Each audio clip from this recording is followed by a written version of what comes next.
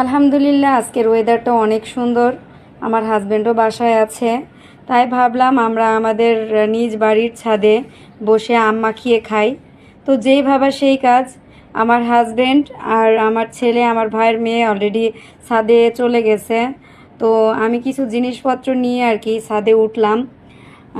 বাটি, তারপরে হচ্ছে মরিচের গুঁড়া, লবণ, এগুলো আর কি নিয়ে আমি আসলাম। আমার হাজব্যান্ড আম পেয়ারা অলরেডি হাতে করে নিয়ে আসছে, যদিও বা ছাদের উপরে পানি।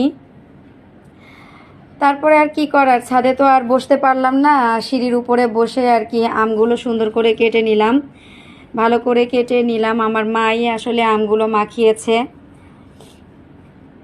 এটা হলো আমার মায়ের স্বপ্ন। আর আমার মায়ের এই বাড়িটা করা, আমার আম্মু ছোটোবেলা থেকেই অনেক বেশি আশা নিয়ে ছিল যে ঢাকাতে আর কি রাস্তার পাশে নিজের একটা বাড়ি হবে, জায়গা হবে, বাড়ি হবে। আলহামদুলিল্লাহ আমার মায়ের আশাটা পূরণ হয়ে গেছে। এই তো একতলা ছাদ করতে পারছে আলহামদুলিল্লাহ।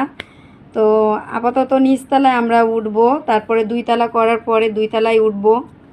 এই তো এখানে আমার আম্মু আম মাখাচ্ছে। আম মাখিয়ে আমাদের সবার হাতে হাতে একটু একটু করে দিয়ে দিচ্ছে। সত্যি অনেক বেশি ভালো লাগে পরিবারের সাথে যদি একসাথে সবাই মিলে আর কি টাইম স্পেন্ড করা যায়।